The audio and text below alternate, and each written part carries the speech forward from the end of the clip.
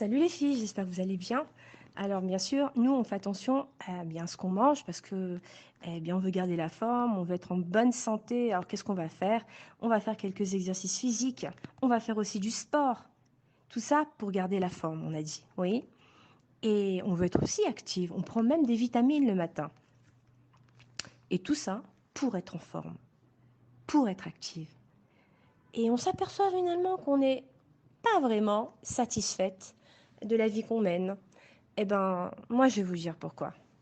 Il faut savoir que nous avons un gouffre qui est le corps, à qui on donne à manger, à qui on fait faire du sport. Mais vous savez aussi que ce corps, il abrite quelque chose de très précieux. Quelque chose qui est très précieux et pour laquelle tu es venu dans ce monde. Et cette chose très précieuse, eh bien, c'est un neshama, c'est ton âme. Et ton âme, bien sûr, sa maison, c'est son corps dans ce monde-là. Alors, ce qu'il va falloir faire, eh bien, il va falloir la protéger et aussi lui faire du sport, mais pas n'importe lequel sport. C'est un sport, on va dire, beaucoup plus spirituel. Alors, disons que il y a dans ton âme, eh bien, il y a un double nefesh, on va dire le nefesh Elokin et nefesh Behemi, c'est-à-dire côté divin, un côté divin et un côté animal. Et on s'aperçoit que on est souvent en train d'être attiré du côté animal parce qu'il veut prendre le dessus, on est tiraillé, on veut profiter de tous les plaisirs et bien souvent, il prend le dessus en fait. Tu comprends? Alors maintenant, qui toi tu veux muscler le plus? Bon, je ne parle pas de ton corps. Qui toi tu veux muscler le plus? À qui tu veux donner la priorité? À ton côté divin que tu as en toi, qui existe en toi, puisque tu as une partie divine en toi, il ne faut pas oublier. Ou alors à ton côté animal, qui lui recherche que le plaisir.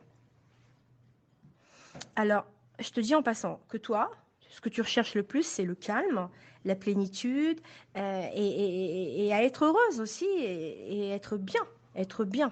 C'est-à-dire être bien dans tes pompes et à la maison, avec ton mari, avec ta famille, avec tes enfants.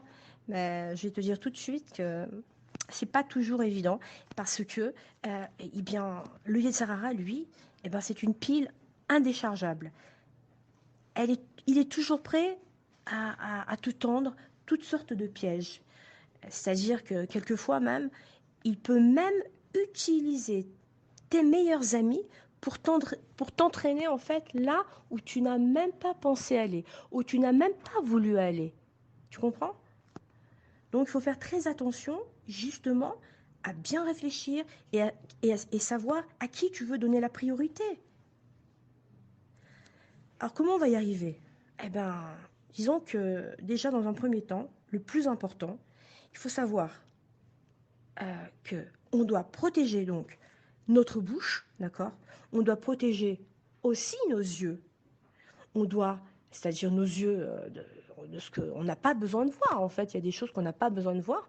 Eh bien, on protège nos yeux. Protéger notre bouche, eh bien, c'est-à-dire ne pas faire de la chanora, ne pas faire de colportage, ne pas perdre notre temps tout simplement à parler des unes et des autres. Ouais. Et ce qui est bien aussi, c'est de manger cachère, bien sûr. Tu vas protéger également tes pensées. Et Rabbi Nachman Breslev nous dit que deux pensées ne peuvent pas résider ensemble. Elles ne peuvent pas cohabiter ensemble. D'accord? Donc, ce que toi, tu dois faire, c'est que dès que tu as une mauvaise pensée, tu dois l'éjecter aussitôt. Aussitôt, les caves zéro, tu dois bien penser. Tu dois juger l'autre de façon positive et te dire, bon, ben, ok, très bien, elle m'a pas dit bonjour, elle m'a pas parlé, elle m'a pas regardé, ou bien, quoi qu'il arrive dans ta vie, tu dois te dire que peut-être que chez elle, il y a un problème. C'est pas grave, tu passes. Sache que, euh, en réalité, il faut savoir que quand tu fais du sport pour ton corps, ok, tu es en forme, mais que tu t'aperçois que tu es quand même triste, il y a quelque chose chez toi qui ne va pas, eh ben c'est normal, c'est normal. Parce qu'en fait, tu n'as pas donné du poids à ton âme. Parce que si ton corps, lui, eh bien, euh, il va pas très bien, tu as mal aux pieds, tu as mal à l'épaule, tu as mal à la tête, c'est parce qu'aussi, dans ton âme, tu n'as pas fait ce qu'il fallait. Donc, justement, en faisant ce qu'on vient de dire, en protégeant justement tes sens et en pensant bien, eh bien, tu vas sauver ton âme. Tu vas permettre justement à avoir un juste équilibre.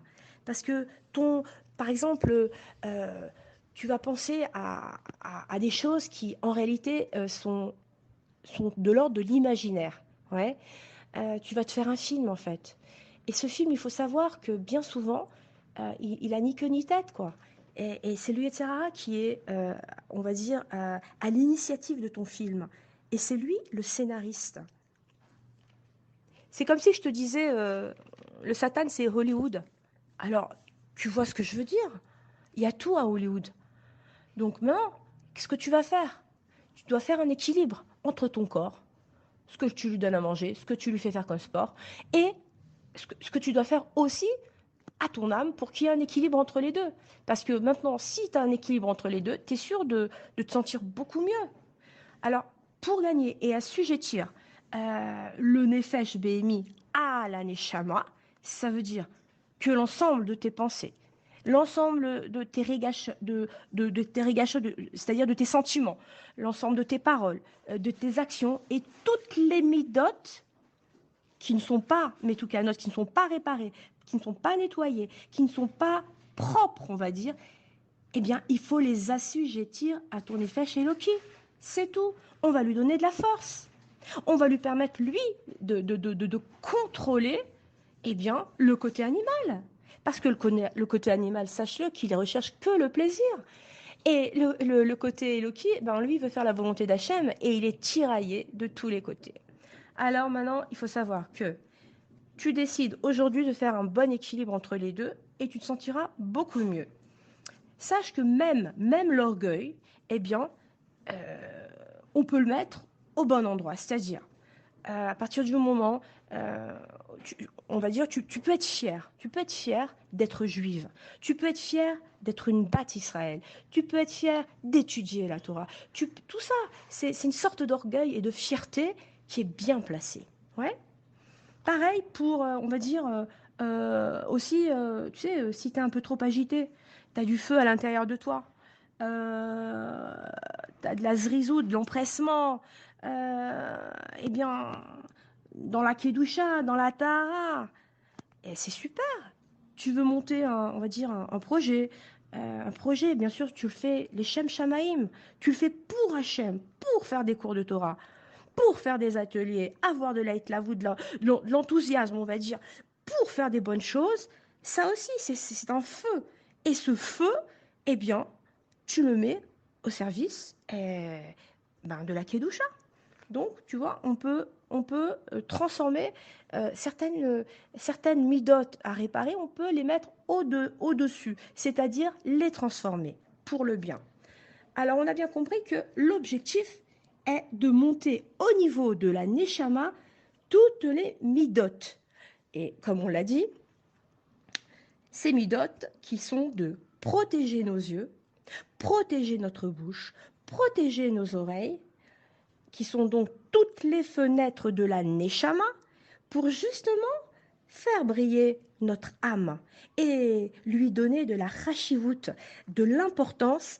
Et notre Neshama, justement, elle pourra ainsi recevoir cette belle lumière qu'Hachem, lui, justement, nous envoie chaque seconde. Donc, on ne va pas refuser de recevoir cette merveilleuse lumière. Et bien sûr, les filles, c'est ce que je nous souhaite à toutes. Alors, notamment, on va recevoir la Torah, bientôt Shavuot, Matan Torah, qui est le cadeau qu'Hachem va nous renouveler encore une fois de plus cette année. Et c'est toujours un nouveau cadeau parce qu'il y a toujours de nouvelles choses à apprendre, de nouvelles choses à faire, à arranger. Et par conséquent, eh bien, nous avons encore du temps pour nous préparer, pas tellement de temps. Alors, on agit maintenant. Je vous dis Shabbat Shalom et tout ça dans la joie.